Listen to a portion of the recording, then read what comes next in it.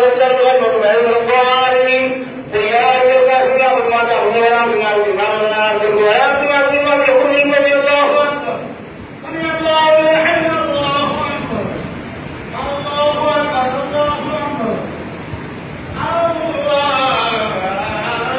أكبر